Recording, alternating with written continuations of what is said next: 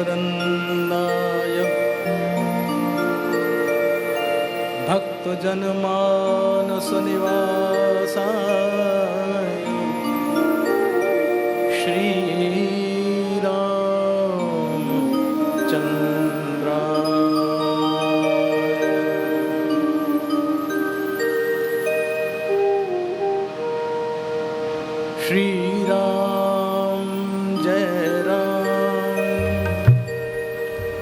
जय जय राम श्री राम जय जय राम जय जय श्री राम जय जय राम श्री राम जय जय राम श्री राम जय जय राम श्री राम जय जय राम जय राम जय जय राम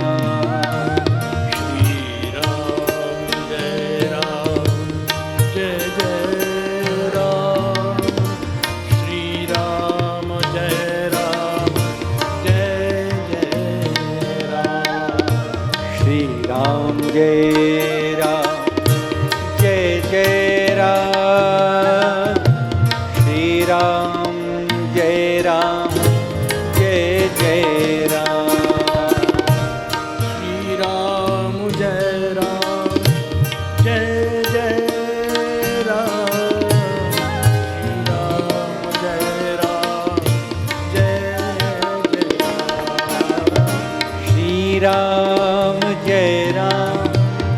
जय जय राम श्री राम जय श्री राम जय जय राम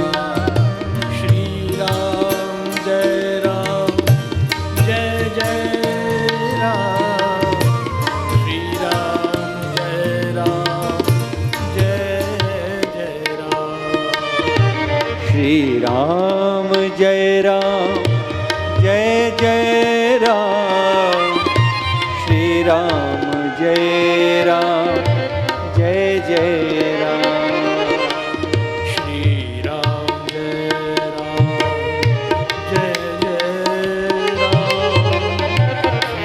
राम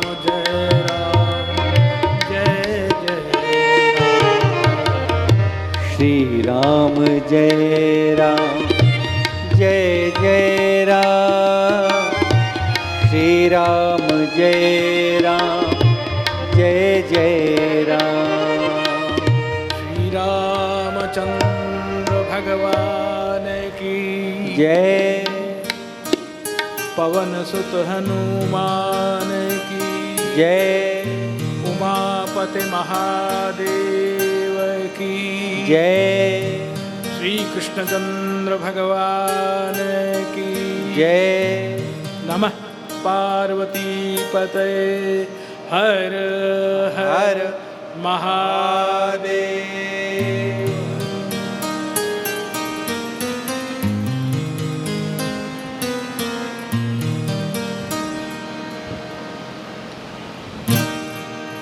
प्रश्न और जिज्ञासा दोनों में भेद है।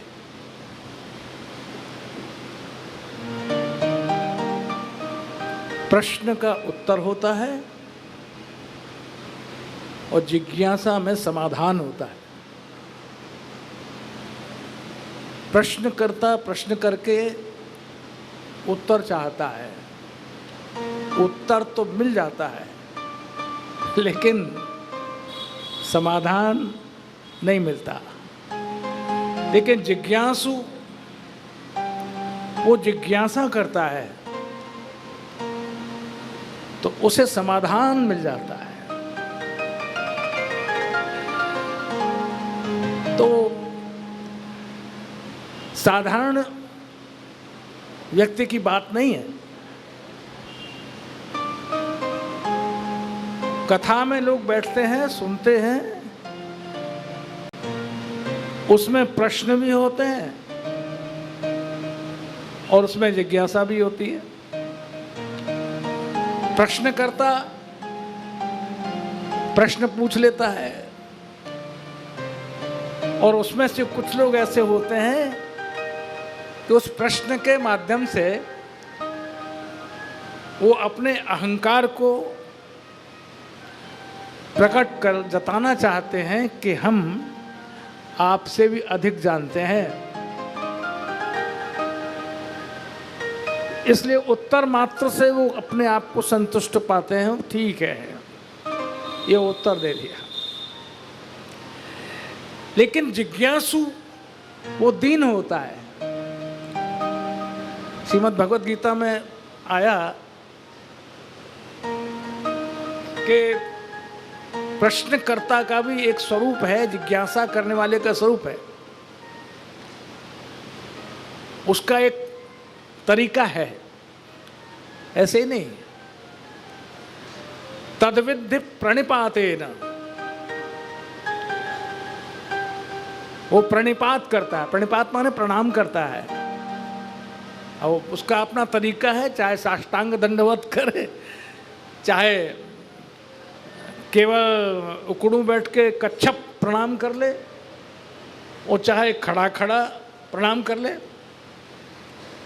ऐसा भी होता है। वो केवल उत्तर से ही संतुष्ट हो जाता है, उत्तर। लेकिन यहां तद्विद्धि प्रणिपातेन परिप्रश्नेन सेवया उपदेक्ष्यन्ति ते ज्ञानम ज्ञानिनस् तत्वदर्शिनः। जो तत्वदर्शी ज्ञानी होते हैं वो उपदेश जब करते हैं तो देख लेते हैं ये प्रश्न करता है या जिज्ञासु है, और तब उसका समाधान वो करते हैं। यदि जिज्ञासु है तो उसका समाधान करते हैं। तो कथा सुने और सुनने के पश्चात भी यदि मन की शंका समाप्त न हो तो वो व्यक्ति जिज्ञासु नहीं है, वो सिर्फ प्रश्नकर्ता बनकर रह जाता है। और इसीलिए भी जो समाधान करता है वो उसका समाधान नहीं करता, वो जानता है कि ये व्यक्ति कहने के पश्चात भी मानने को तैयार नहीं होगा। तो जो प्रकरण चल रहा है वो प्रकरण यही है कि भगवान शंकर ऋषि अगस्त्य के आश्रम में गए, कथा सुनी, जिज्ञासा थी, साथ में संग सती जगजननी भवानी, पूजे ऋषि अखिलेश्वर जानी। और ऋषि अगस्त्य ने भगवान शंकर को राम कथा सुनाई, राम कथा मुनि वर्ज बखानी। तो सुनी महेश शब्दावली पर हम ध्यान देते हैं तो अद्भुत बात है। गोस्वामी तुलसीदास जी महाराज कहते हैं कि सुनी महेश परम सुख मानी। अब यहाँ श्रोता तो दो हैं, महेश भी हैं और सती जी भी हैं। तो यहाँ गोस्वामी जी लिख सकते थे दंपति सुनी परम सुख मानी। दंपति हैं, शिव भी हैं और सती भी हैं, तो वहाँ उनको ये लिखना चाहिए था दंपति सुनी परम सुख मानी। नहीं नहीं नहीं, वो एकांगी कर दिया, श्रोता को एक कर दिया। बोले हैं तो दो लेकिन सुनी किसने? तो उन्होंने कहा सुनी महेश। तो जिसने सुनी तो परम सुख किसको हुआ? तो महेश को सुख हुआ। सुनी महेश परम सुख माने। आनंदमयी कथा, भगवान शंकर विभोर हो गए। कितनी सुंदर कथा कही, लिखी तो मैंने लेकिन कही अगस्त्य जी ने। ये तो बड़ी अद्भुत कथा थी। बोले महाराज लिखी तो आपने, अद्भुत तो आपके ही द्वारा लिखी गई है, लेकिन नहीं, केवल लिखने की बात नहीं होती है भाई, कहने की भी तो बात होती है।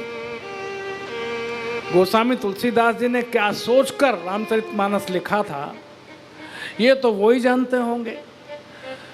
कितने कोण रहे होंगे और किस किस भाव से बात कही गई होगी।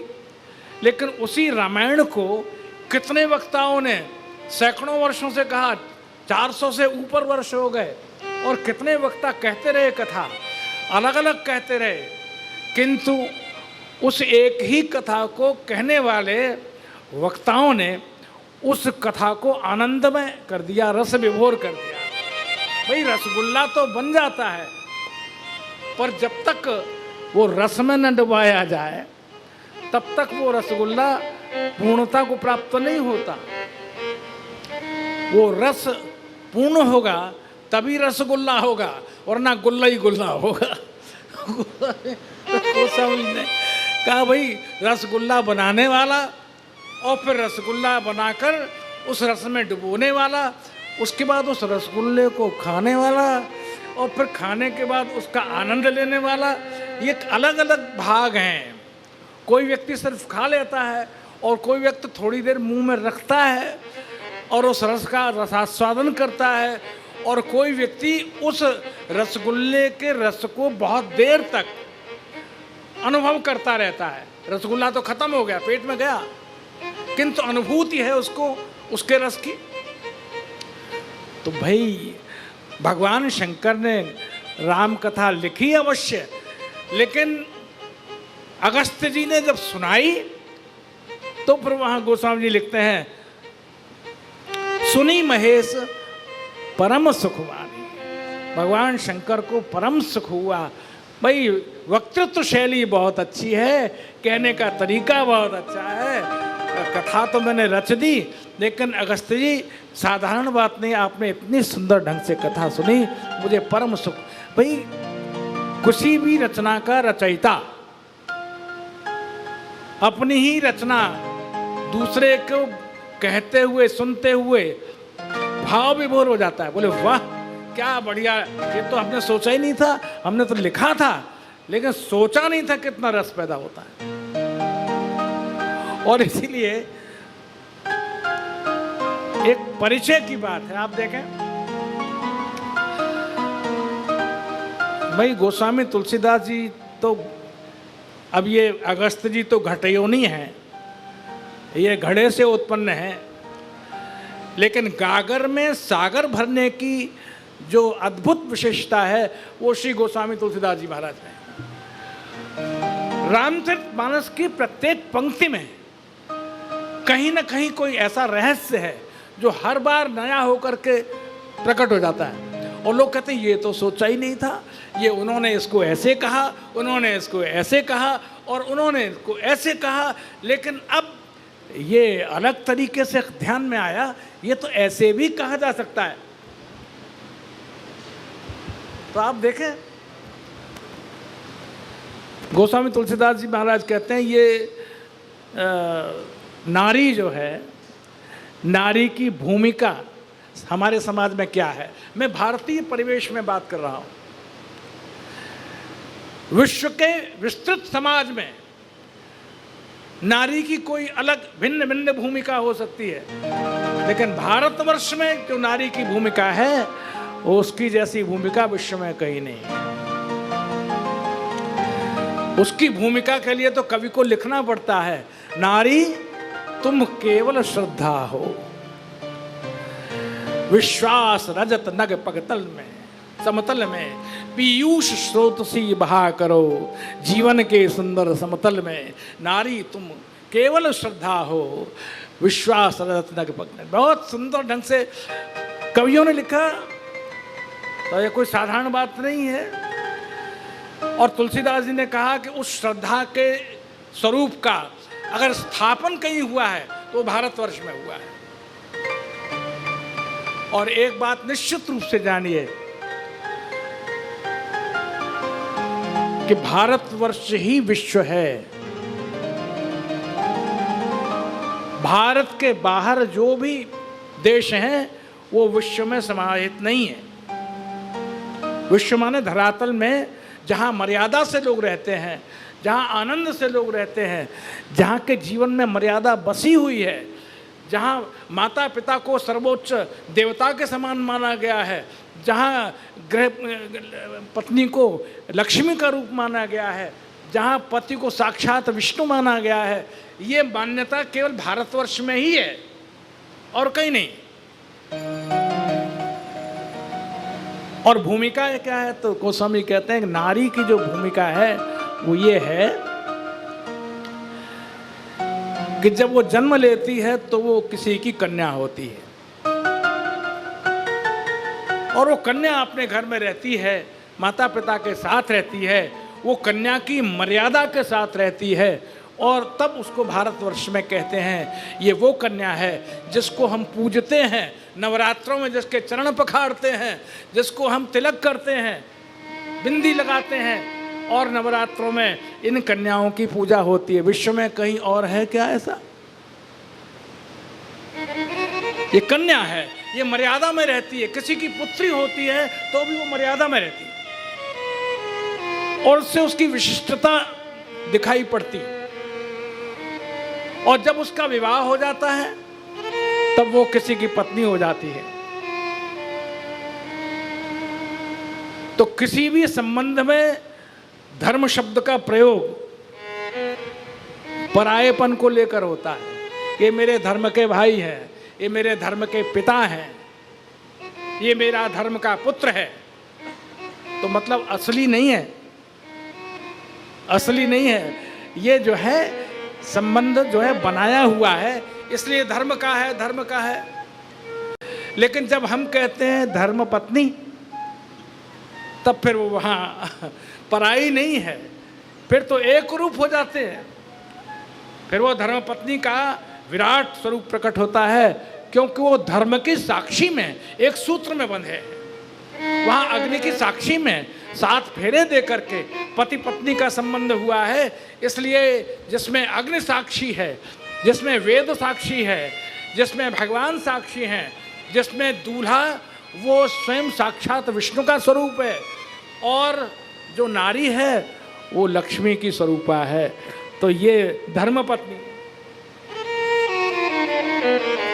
लेकिन कोई स्त्री कहे कि ये मेरे धर्म पति हैं, तो उसका आप अर्थ क्या लगाएंगे? धर्म पति है माने अब ये अकल्पनीय है, कहा नहीं जा सकता। भारतीय परिवेश में ये कहा नहीं जा सकता कि ये मेरे धर्म पति हैं। नहीं नहीं, धर्म पत्नी तो एक ही होती है। तो वो परिचय देते हैं कि भाई ये हमारे पति देव हैं, पति परमेश्वर हैं। वहाँ परमेश्वर शब्द जुड़ जाता है। तो एक भूमिका कन्या की, एक भूमिका धर्मपत्नी की, और जब वो स्त्री, वो नारी वृद्धा हो जाती है तब उसकी महत्ता और बढ़ जाती है, जब उसको सब लोग माँ कहते हैं, माता जी कहते हैं, और वो सबकी माता के रूप में पूजनीय हो जाती है। तो वहाँ वो स्त्री की भूमिका एक बड़प्पन को लेकर के, तो जन्म से लेकर के वृद्धावस्था तक नारी पूजनीय है भारतीय परिवेश में। तो ये भूमिका क्यों मनाई आप देखें। तुलसीदास जी महाराज कहते हैं, जब भगवान शंकर कथा सुनने गए अगस्त ऋषि के आश्रम में, तो वहाँ शंकर जी के साथ कौन जा रहा है? तो एक ने कहा शिव प्रिया हैं, पत्नी हैं। बोले नहीं नहीं, और भी कुछ हैं क्या? बोले और भी हैं। बोले क्या वही हैं? बोले केवल वही नहीं है, और भी हैं। तो नारी की तीनों भूमिकाएं गोस्वामी तुलसीदास जी ने प्रकट की।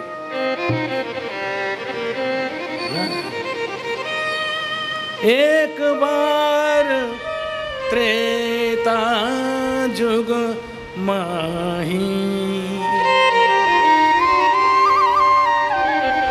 एक बार त्रेता जुग माही, एक बार त्रेता जुग माही, शंभु गए कुंभज ऋषि पाई, शंभु गए कुंभज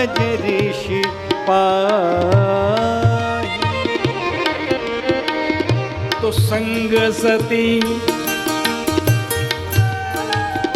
संग सती जग जननी भवानी संग सती जग जननी भवानी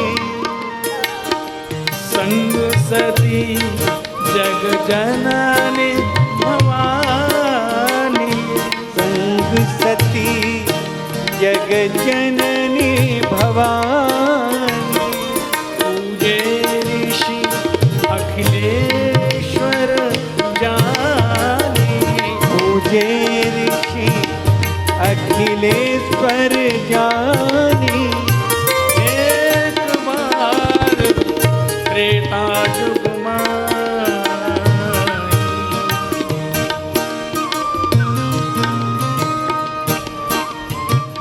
त्रेता युग में एक बार भगवान शंकर कुंभज ऋषि के आश्रम में गए तो संग में कौन था? तो कहा सती संग सती। ये दक्ष पुत्री हैं, प्रजापति दक्ष की पुत्री हैं। दक्ष कोई साधारण व्यक्तित्व तो नहीं है। पुराणों में दक्ष न केवल विद्वान थे वरन वो धनवान भी थे, धनपति थे और प्रजापतियों के नायक भी थे। संसार की वृद्धि के लिए निरंतर प्रयास करते थे। तो ये किनकी पुत्री हैं? कोई साधारण नहीं है। बेटी की पहचान पिता से होती है। अरे फलाने की बेटी है क्या? संग सती दक्ष की पुत्री। किंतु इतना ही नहीं वरन संग सती ये जो है जग जननी, ये जगत जननी है, माता है, जगत जननी। इनका दर्जा मां के स्थान पर है। तो जो तीसरी बात कहनी थी वो उन्होंने पहले कह दी, यानी पहले बेटी और फिर प्रिया कहना चाहिए था, लेकिन पहले जगत जननी कह दिया। तो कहा जगत जननी कैसे हो गई? बोले जैसे डॉक्टर की डॉक्टरनी हो जाती है, जैसे वकील की वकीलनी हो जाती है, पंडित की पंडितानी हो जाती है, वैसे ही जगत जननी। कैसी जगत जननी है? कहा ये जगतपति की प्रिया है ना, इसलिए ये अपने आप ही जगत जननी का स्वरूप धारण किए हुए। और कहा कौन जगत जननी? तो फिर साफ कर दिया, स्पष्ट कर दिया। बोले भाई कौन है ये? संग सती जग जननी भवानी संग सती जग जननी भवानी। ये भवानी है, भवप्रिया है। भव नाम है शंकर जी का। चूंकि शंकर जी की प्रिया है इसलिए ये भवानी। और जब तीनों रूपों सहित भगवान शंकर को अगस्त्य जी ने देखा तो पूजे ऋषि। अब यहाँ पूजा केवल शंकर जी की नहीं हो रही है, वो पति सर्वत्र पूजता है। जिसकी पत्नी भी पति के अनुरूप होती है और पति के साथ होती है तो दोनों की ही पूजा होती है। पतिदेव की भी होती है और कहा माता जी भी आई हैं, बड़ी कृपा की, इनका भी हम पूजन करते हैं। तो पूजे ऋषि।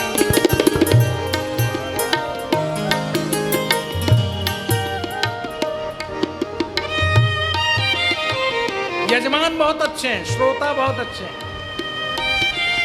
तुलसीदास जी ने लिखा है श्रोता वक्ता ज्ञान निधि कथा राम के गूढ़। ये राम की जो कथा है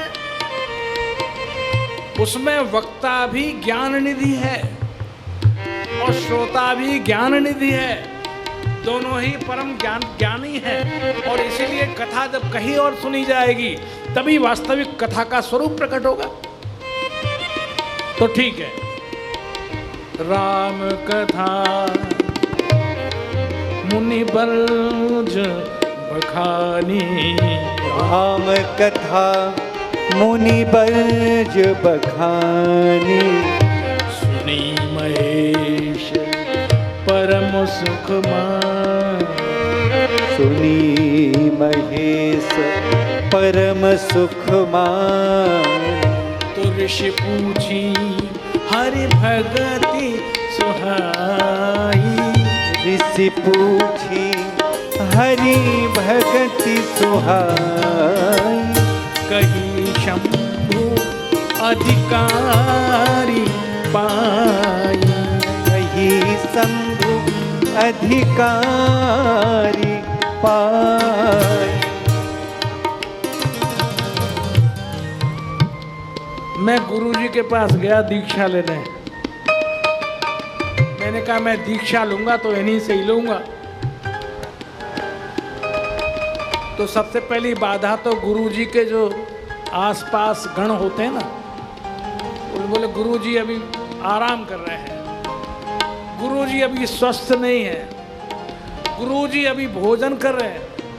तो बेचारा जो दीक्षा लेने का जिज्ञासु है वो परेशान हो गया। बोले गुरुजी तो जब मिलेंगे तब मिलेंगे, ये चेले ने ही मुझे परेशान कर दिया। और कहीं किसी तरह से पहुंच गए तो गुरुजी भी उसे टाल मटोल करते हैं। आज मुहूर्त नहीं है, तुम कल आना। भाई कल भी नहीं, तुम परसों आना। कम से कम 10 चक्कर गुरुजी के यहाँ लगाए। तो मैं जब गया तो जिन गुरुदेव से मैंने ज्ञान दीक्षा ली, मंत्र लेने के लिए गया, तो उन्होंने मुझे कम से कम 10 बार चक्कर लगवाया। अब मज़े की बात है, जो हमारे जिनसे हम दीक्षा लेना चाहते थे वो हमारे पिताजी के परम मित्र थे, और वो हमारे पूज्य बाबा महाराज के परम भक्त थे। वो श्री गिरिराज जी दर्शन करने हमेशा जाया करते थे। आखिर में उन्होंने आखिरी दांव मार दिया। मैंने कहा गुरुदेव दीक्षा तो मुझे आपसे ही लेनी है, चाहे आपने 10 लगवा दिए, अब 11वां लगवा लीजिए, चाहे 15 लगवा दीजिए, दीक्षा तो मैं आपसे ही लूँगा। तो उन्होंने आखिरी दांव लगाया। बोले अरे तुम्हारे बाबा इतने बड़े संत और इतने तपस्वी गिरिराजवास करते हैं, तो तुम हमसे क्यों वहाँ किसी संत से दीक्षा ले लो। तो मैंने कहा गुरुदेव मैं तो आपको ही संत मानता हूँ, आप ही परम पूज्य हैं, दीक्षा तो मैं आपसे ही लूँगा। तब 11वीं बार जाकर नानकुर करते करते करते करते उन्होंने मुझे दीक्षा दे दी। आप समझे, आसानी से गुरुजी दीक्षा नहीं देते हैं, क्योंकि ठोक बजा लेते हैं कि इसको क्रोध कब आएगा। वो चक्कर लगवा लेते हैं, कल आना, परसों आना, उस दिन आना, इस दिन आना, और जब फिर भी वो शिष्य नाराज ही नहीं हो रहा। नहीं तो किसी को कभी कभी मन में भी शिष्य के आ जाता है कि 10-5 खरी खरी सुनाऊंगा कि आपने इतना परेशान करके रख दिया, आप क्या समझते हैं अपने आप को, इतने बड़े हैं। तो गुरुजी कहते हैं ठीक है तब तो बस अब दीक्षा नहीं दूंगा।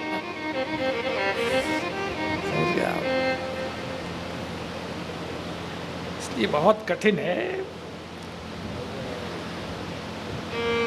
अगस्त्य जी के आश्रम में कथा सुनी। सुनने वाला अखिलेश्वर है, वंदनीय है, परमेश्वर है, और श्री अगस्त्य जी चट कथा करने के लिए राजी भी हो गए, कथा सुना भी दी, और फिर कुछ दिन वहाँ रहे भगवान। अब ये बड़ी मर्यादा वाली बात है। अगर एक दिन को हमारे कोई आदरणीय व्यक्ति हमारे यहाँ आए तो 1 दिन को आए, 2 दिन को आए, और आने वाला व्यक्ति के भाई हम तो 1-2 महीना यहीं रहेंगे। बोले हे भगवान अब बड़ी आफत आ गई, अब वही बड़ी मर्यादा से रहना पड़ेगा। अब इनकी सेवा करें, अर्चा करें, रोज़ इनको माला पहनाएं, रोज़ इनकी पूजा के लिए तैयारी करें, और रोज़ इनके अनुकूल प्रसादी बनाए। क्या बड़ी मुश्किल है। ज़्यादा दिन कोई आदरणीय व्यक्ति भी अपने यहाँ ठहर जाता है तो वो घरवाला व्यक्ति जो है तो घर वाला तो बाद में, लेकिन घरवाली पहले जरा गर्म हो जाती है। बोले कितने दिन रहेंगे ये? बोले हमारे गुरुजी हैं, रहेंगे जितने दिन रह जाए, इनकी मर्जी है। तो बोले ठीक है, तो तुम सेवा करो, हम तो जरा कुछ दिन जा रहे हैं, पियर होके आते हैं अपने यहाँ, हमारे भैया ने बुलाया। ये समस्या है। कछु दिन तहाँ आए थे एक दिन के लिए, कछु दिन तहाँ रहे गिरिनाथा। ये शंकर जी की, क्षमा कीजिएगा, आदत कुछ खराब है। जानते हैं शंकर जी जब पर्वत पर गए, हिमालय में गए, तो हिमालय राज गिरिराज वो बड़े प्रसन्न हुए और उन्होंने बड़ी व्यवस्था की भगवान शंकर के लिए और खूब उनका स्वागत किया। शंकर जी ने कहा बड़ा अच्छा है, ठंडा स्थान है और यहाँ तपस्या करने के लिए बड़ी अच्छी जगह है, एकांत है, कोई विक्षेप नहीं है। तो हिमाचल राज रोज भगवान शंकर की पूजा अर्चना के लिए आते हैं। उनकी बड़ी, जब काफी दिन हो गए तब पर्वतराज ने कहा भगवान आपकी कोई इच्छा हो तो बताइए, और क्या सेवा करूं? तो माने जब कोई ये कह दे और क्या सेवा करूं, तो माने कितने दिन रहोगे, कितने में ही संतुष्ट हो या और रहोगे? शंकर जी ने कहा देखो हिमाचल राज, तुम्हारा ये स्थान बहुत अच्छा है, शांत है, एकांत है, तुम हमें यहाँ हिमालय में थोड़ी सी जगह दे दो, हम तो यहाँ ध्यान लगाएंगे, साधन करेंगे और हमको कुछ नहीं चाहिए। तो हिमराज ने कहा अब तो हो गई बात, अब तो ये पधारेंगे तो बहुत अच्छी बात है, हमें इनकी सेवा करने का अवसर मिलेगा। और उन्होंने बड़ी प्रसन्नता से भगवान शंकर को वहाँ विराजमान रहने की प्रार्थना की और शंकर जी रुक गए। तो जरा इन दोनों देवताओं पर आप ध्यान भी तो दीजिए। रामायण में बाद में लिखा है उत्तरकांड में, ससुराल प्यार लगी जब ते। दामाद को जब से ससुराल प्यारी लगती है तब से तो उसका कोई पार नहीं है। शंकर जी को अपना हिमालय पसंद आ गया, वो ससुराल थी, और भगवान विष्णु को समुद्र पसंद आ गया, वो भी उनकी ससुराल थी। लक्ष्मी समुद्र से प्रकट हुई थी, तो भगवान विष्णु ने कहा भाई हम तो यहीं रहेंगे। तो एक पल को तो समुद्र ने कहा भगवान यहाँ रहना ठीक नहीं है, यहाँ तो जल के सर्प निकलते हैं बड़े बड़े। अरे अरे अरे वो तो अच्छी बात है, हम उन्हीं के ऊपर शैया लगाकर सो जाएंगे, लेकिन रहेंगे हम यहीं। तो भगवान शंकर वहीं रह गए जहाँ ससुराल थी, भगवान विष्णु रह गए जहाँ ससुराल थी। और भगवान शंकर ने आज तो जहाँ कथा सुनी थी उसी जगह बहुत दिन रहने का इंतजाम कर लिया। तो गोस्वामी जी ने लिखा कछु दिन तहाँ रहेगे गिरिनाथ।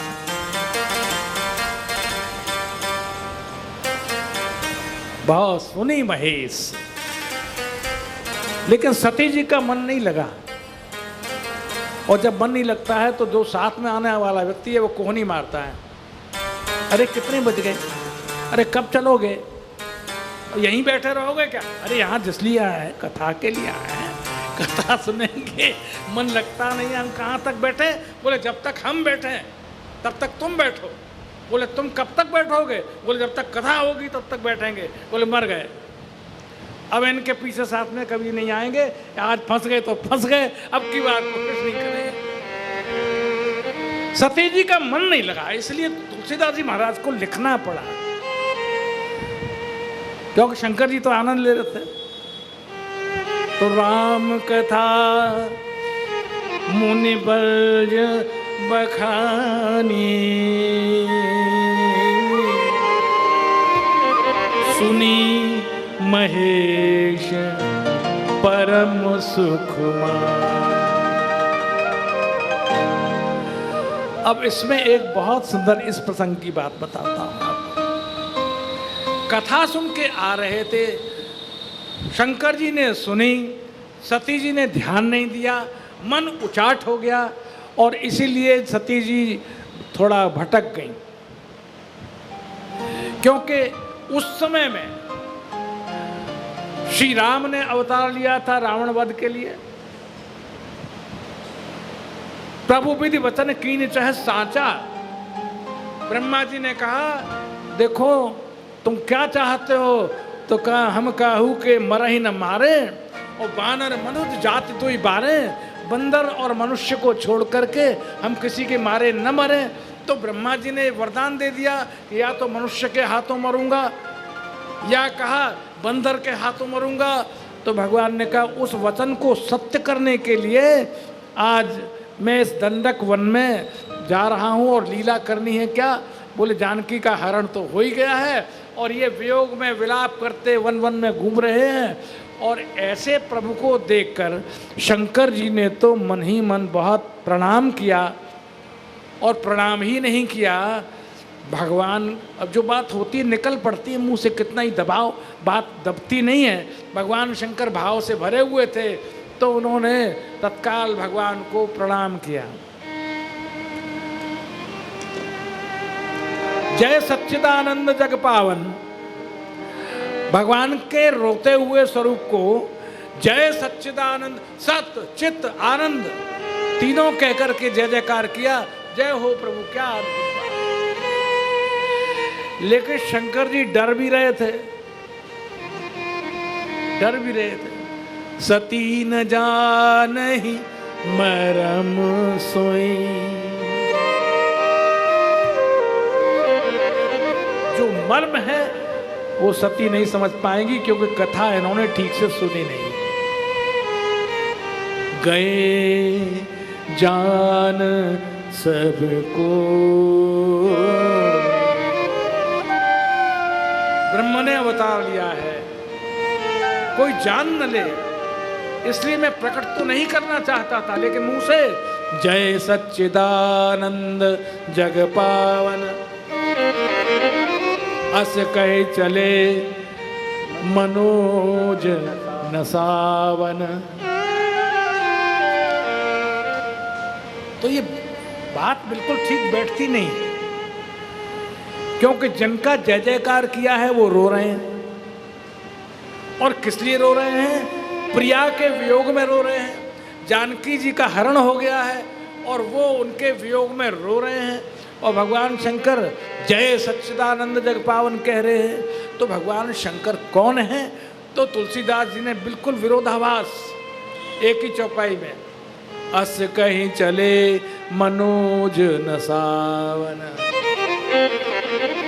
कामदेव को नष्ट करने वाले भगवान शंकर, जिन्होंने तीसरा नेत्र खोलकर काम को भस्म कर दिया था, और वो काम पीड़ित को प्रणाम कर रहा है। और केवल प्रणाम ही नहीं कर रहा, जय सच्चिदानंद जग पावन कह रहा है। बोले सती जी थोड़ी भ्रमित हो गई। बोले ये तो हमारे पतिदेव हैं, इन्होंने काम को नष्ट कर दिया और बड़े संसार के स्वामी हैं, सर्वेश्वर हैं, और इस तरह से ये इनको काम पीड़ित दो राजकुमारों को देख करके इनको प्रणाम कर रहे हैं। भगवान ये आपने किसको प्रणाम किया? शंकर जी ने कहा जिनकी कथा सुन के आ रहे हैं ना, वो सोईमम इष्ट देव रघुवीरा, जिनकी कथा हमने सुनी वही मेरे इष्ट देव हैं, रघुवीर हैं, मैं उनको प्रणाम कर रहा हूं। महाराज हम आपसे पूछना चाहते हैं, ये प्रश्न शाश्वत है। ये प्रश्न भरद्वाज जी भी याज्ञवल्क्य से पूछते हैं, ये प्रश्न सती भी भगवान शंकर से पूछती हैं। जो नृप तनय तो ब्रह्म किमि, अगर राजा के बेटा हैं तो ब्रह्म कैसे हो? वेदव्यास जी ने ब्रह्मसूत्र की जो टीका की है, ब्रह्मसूत्र जो लिखा है, उसमें जो पहला सूत्र है अथातो ब्रह्म जिज्ञासा, चलो ब्रह्म को जाने। तो उसका समाधान क्या है? कैसे ब्रह्म को कैसे जाने? अथा ये पहला सूत्र है ब्रह्म सूत्र का वेदांत में, अथा तो ब्रह्म जिज्ञासा, पहला सूत्र। तो उसका समाधान दिया, ब्रह्म को जानना चाहते हो, हाँ तो देखो 3 काम करो, श्रोतव्यो, मंतव्यो और निधिध्यासितव्य। 3 बातें हो गई, सुनना, मंतव्यो मनन करना और निधिध्यासन माने नित्य अध्यास, नित्य अभ्यास करना, आचरण करना। तो सती जी कह रही है कि ब्रह्म के लिए नारी विरह मति भोरी, स्त्री के वियोग में इनकी मति भ्रमित हो गई है। ये कौन है? जौन निपतने तो ब्रह्म की। अगर राजा के बेटा है तो ये ब्रह्म कैसे हो जाएंगे? कृपा पूर्वक बताइए। भगवान शंकर ने कहा बताओ तुमने कथा सुनी? बोले हाँ सुनी। नहीं सुनी। पहला तो यही से सूत्र, श्रोतव्यो, पहले सुनिए। वेदों का नाम इसलिए श्रुति है, हमारे यहाँ लिपि बाद में आई, श्रुति पहले आई। सुनो, श्रोतव्यो, और जब सुन लो तो सुनने के बाद मंतव्यो, उसका मनन करो, और जब मनन हो जाए तो निधिध्यासितव्य है, तब उसका निधिध्यासन करो। तो कहा कथा सुनी नहीं तो मनन किसका करोगी तुम? और मनन करोगी नहीं तो फिर तुमको ये पता नहीं लगेगा कि ये कौन है। तो हम पहले ही कह दिया, भ्रमति बुद्धि अति मोरी, मेरी बुद्धि भ्रमित हो रही है, आप कृपा पूर्वक बताइए। तो भगवान शंकर कहते हैं देखो, आज तुमने जो प्रश्न किया है ये बताओ, मैंने तो इनमें 26 सिंधु का दर्शन किया। जो देखता है वो देखता ही रह जाता है। अरे रोते हुए में क्या 26 सिंधु देखा आपने? ये रो रहे हैं, इसमें 26 सिंधु हैं क्या? बोले हाँ, मुझे तो इनके वही दर्शन दे रहे हैं जो एक सिंधु में। तो कैसे हो रहे? बोले भाई सिंधु भी खारा होता है और आंसू भी खारा होता है। तो खारा खारा दोनों मिल गया नहीं। रोने वाला अपने नेत्र से भी जो जल बरसाता है वो भी आंसू खारा होता है और सिंधु भी खारा होता है। तो ये मेरे लिए तो 26 सिंधु है।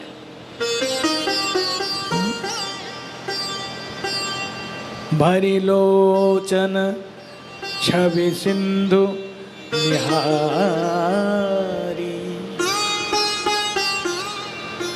भरी लोचन 26 सिंधु निहारी, कुसुमय जाने न कीन्ही चिन्हारी। अगर समय ठीक न हो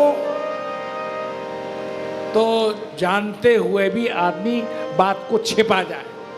इसको छिपाने का मालूम हो, कैसे उस बात को छिपाया जाए, वो बड़ी चतुराई से छिपा लेता है। लेकिन भगवान शंकर तो नहीं छिपा पाए, उनके भी नैनों में जल भराया।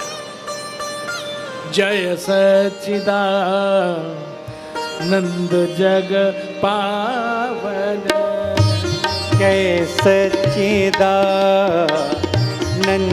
जग पावन, अस कहीं चले मनोज न सावन, अस कहीं चले मनोज न सावन, अस कहीं चले मनोज न सावन। शंकर जी टाल गए। जब ऐसी परिस्थिति आ जाए तो पति को चाहिए कि वो टालना सीखे।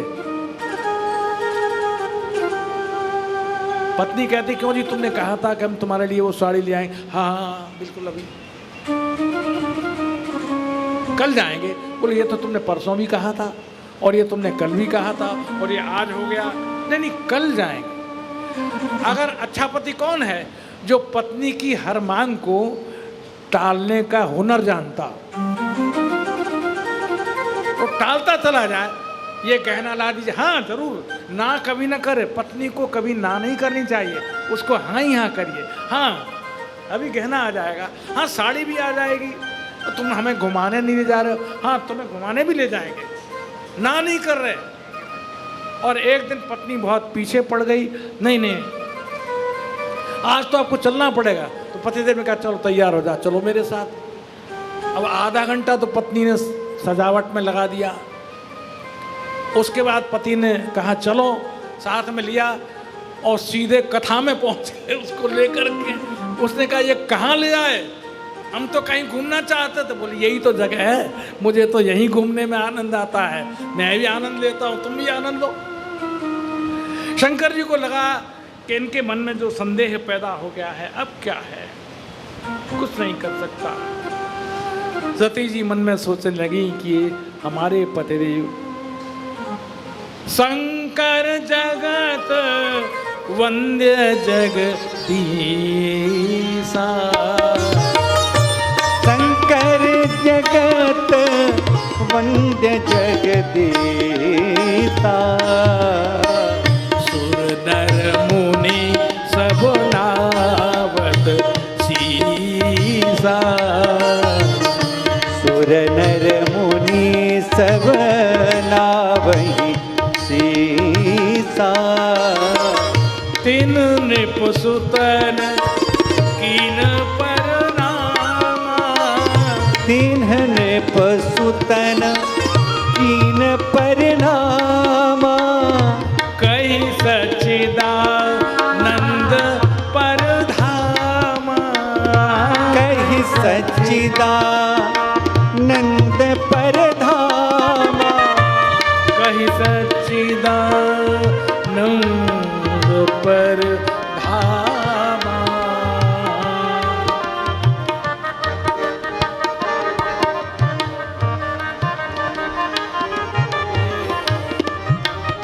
आपने सच्चिदानंद कहा, सच्चिदानंद में पहला तो सत्य ही है, सत्य है। और जिनको आपने कहा वो असत के पीछे भाग रहे थे। असत क्या था? वो सोने का मृग जो सत्य नहीं था और असत्य के पीछे भागे, तो ये सत्य कैसे हो सकते? अगर ये चैतन्य है तो कहने को तो कह दिया था, चिदानंदमय देह तुम्हारी, चिदानंदमय देह तुम्हारी। ये चैतन्य स्वरूप है, तो फिर वो इतने परेशान क्यों है? जो चैतन्य होता है वो निष्प्रभावी रहता है, उसे जगत के प्रभाव की कोई अनुभूति नहीं होती। और आपने कहा ये आनंद भी है। बोले मैंने कभी जीवन में किसी भी आनंदित व्यक्ति को रोते नहीं देखा। रोने वाला व्यक्ति आनंद कैसे पाएगा? ये कैसा आनंद है? तो आपने सत कहा, आपने चित कहा, आपने आनंद कहा, ये मुझे स्वीकार नहीं है। जानबूझकर जो व्यक्ति भूल करे उसको प्रमाद कहते हैं। प्रमाद माने आलस्य। ऐसा आलस्य कि जानते हैं फिर भी नहीं उठ रहे हैं, रजाई ओढ़ के सो रहे हैं, ठंड बहुत हो रही है और गर्मी भी पड़ रही है तो एसी चल रहा है, रजाई ओढ़े लेटे हुए हैं और आदमी आवाज़ लगा रहा है, अरे उठोगे नहीं, उठोगे नहीं? हाँ अभी उठते हैं, अभी उठ नहीं रहा है। ठीक ऐसा ही व्यक्ति प्रमाद करता है। जानबूझकर की गई जो आलस्य की स्थिति है वही प्रमाद है। तो भगवान शंकर ने देखा कि मानने वाली है नहीं, तो इनको कुछ जो है सबक देना चाहिए। तो भगवान शंकर ने एक बात कही, बोले देखो या तो मेरी बात मान लो। किसी ने कहा तुम्हारे माँ बाप कौन हैं? बोले यही हैं। बोले तुमको कैसे मालूम यही हैं? बोले जी सबने कहा यही हैं। बोले नहीं नहीं, सबने कहा क्या होता है, असली बताओ। तुम असली माँ बाप है या असत्य हैं। तो उन्होंने कहा कि अब ये कैसे पता लगे? बोले तुम अपनी माँ से पूछो। बोले माँ ने तो कह दिया कि मैं उनका बेटा हूँ। बोले क्या मालूम कि वो माँ सत्य बोल रही है या असत्य बोल रही है? बोले नहीं जी, मेरे पिताजी ने अरे पिताजी ने कहा सही, लेकिन तुम तो गोद लिए हुए मालूम पड़ते हो, बाजार से आए हो, तुम्हारे हुए ध्यान नहीं है। हाँ। ये शिकायत थी भगवान कृष्ण को भी। है? भगवान कृष्ण ने भी मैया से कहा, मैया मोसों कहे मोल को लीनो,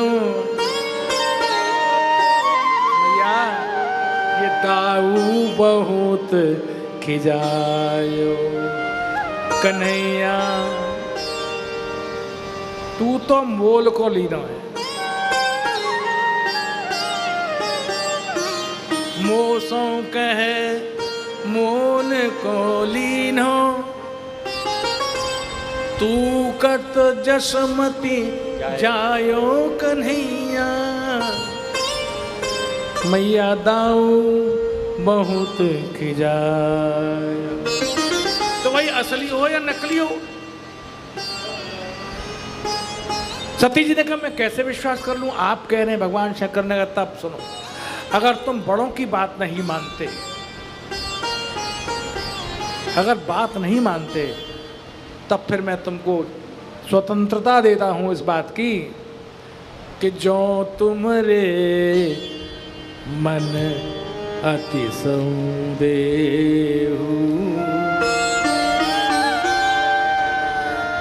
जो तुम्हारे मन अति संदेहु, जो तुम्हारे मन अति संदेहु, तो किन जाई परिचाले, तो किन जाए परीक्षा लेहु।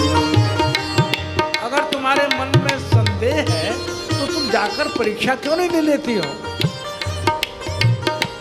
तो सती जी ने थोड़ा प्रतीक्षा नहीं की या रुकी नहीं या क्या क्यों नहीं किया और कहा नहीं नहीं नहीं, आप जो कहते हैं चलिए मान लेती हूँ और चलिए मैं बाद में देख नहीं। तो किन जाई परीक्षा ले, जा करके तुम परीक्षा लेके आओ, जाओ। तो आप यहाँ क्या करेंगे? तो कहा तब लगी बैठी आहूं बट छाही, मैं इस वट वृक्ष की छाया में तब तक बैठा। और शंकर जी करने क्या लगे?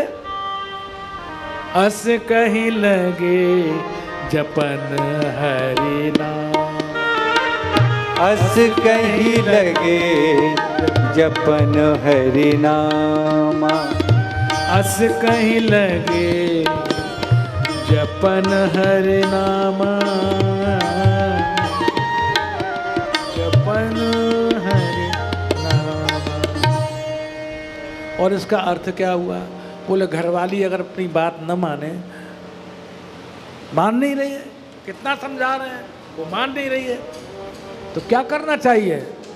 तो अस कहीं लगे जपन हरि, हाथ में माला झोली ले लो और राम राम राम राम राम राम। अरे तुम क्या करो? बोला वो सुन नहीं रही है, हम क्या करें?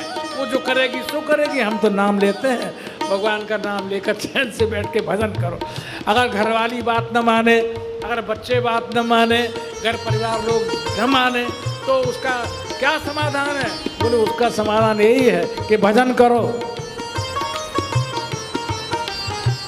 और वृद्धावस्था आ गई है तो भजन ही करो और कुछ मत करो, तो तुम्हारी पार लग जाएगी। और कहीं अगर पूछते रहेगा ये मत करो ये मत करो, तो एक दिन वो घर परिवार वाले कहेंगे अब तुम ये मत करो, तुम चुपचाप बैठो, बोलो मत, हम जो कर रहे हैं करने, तो बड़ी मुश्किल होती है। इसलिए भगवान शंकर तो बैठ गए जप करने। और क्या कहा? बस ये सूत्र है, बहुत बढ़िया सूत्र है। पूज्यपाद स्वामी अखंडानंद सरस्वती पाद कहा करते थे, बोले अपनी मर्जी का अगर कोई काम न हो रहा हो तो उसे भगवान पर छोड़ देना चाहिए। जो भगवान करेंगे अब वही होगा। इसका मतलब ये है भगवान नहीं चाहते कि हम ये काम करें, तो इसलिए अब चुप हो जाओ, तुम तो भजन करो, जो भगवान करेंगे वो करेंगे।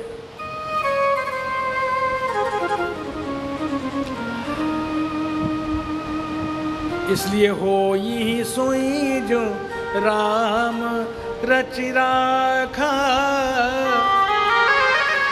हो ही सोई जो राम रचि राखा, हो ही सोई जो राम रचि राखा, को करी तर्क बढ़ावे शाखा, को करी तरक बढ़ावहि शाखा, को करी तर्क बढ़ावे शाखा, को करी तरक बढ़ावहि शाखा, होई सोई जो राम रचि राखा,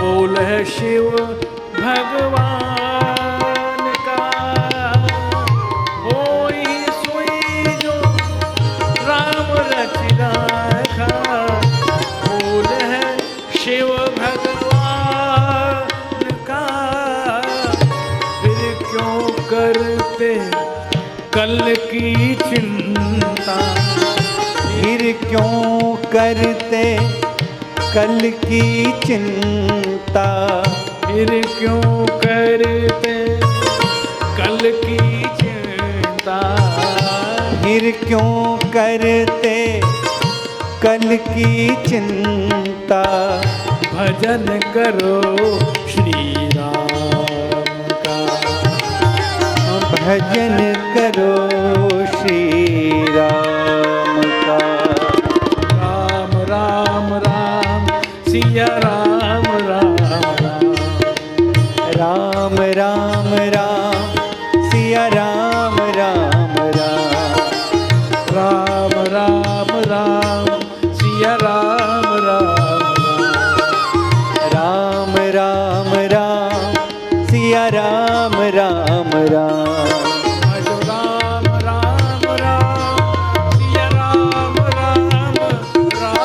भजो राम राम राम सिया राम राम भजो राम राम राम सिया राम राम सिया राम राम सिया राम राम सिया राम राम सिया राम राम सिया राम राम सिया राम राम सिया राम राम सिया राम राम सिया राम राम सिया राम राम श्री रामचंद्र भगवान की जय। आगे की चर्चा हम कल सुनाएंगे। आज यहीं विराम करते हैं। आइए आरती करें और आज के सत्र को विराम देते हैं।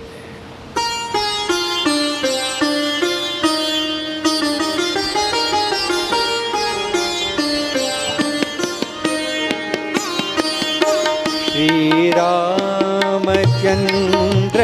कृपालु भयो मन हरण भव भय दारुण नव कंज लोचन कंज मुख कर कंज पद कंजारुणम। श्री राम जय जय राम, श्री राम जय जय राम।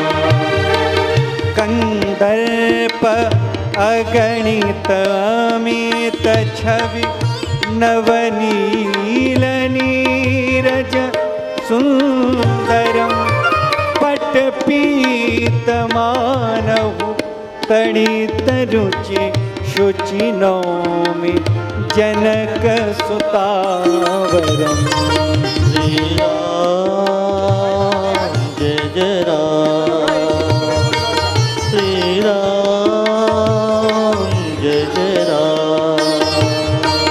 भजु दीन बंधु दिनेश दानव दैत्य वंश निकंदनम। रघुनाथ आनंद कंद कौशल चंद दशरथ नंदनम। श्री राम जय जय राम, श्री राम जय जय राम। सिर मुकुट कुंडल तिलक चारु उदारु अंग विभूषणम। आजानो भुज सर चापधर संग्राम जित खर दूषणम। श्री राम जय जय राम, श्री राम जय जय राम। इति वदति तुलसीदास शंकर शेष मुनि मनरंजनम। मम हृदय कंजनिवास कुरु कामादि खलदल गंजनम। श्री राम जय जय राम, श्री राम जय जय राम। श्री राम जय जय राम, श्री राम जय जय राम, श्री राम जय जय राम, श्री राम जय जय राम, श्री राम जय जय राम, श्री राम जय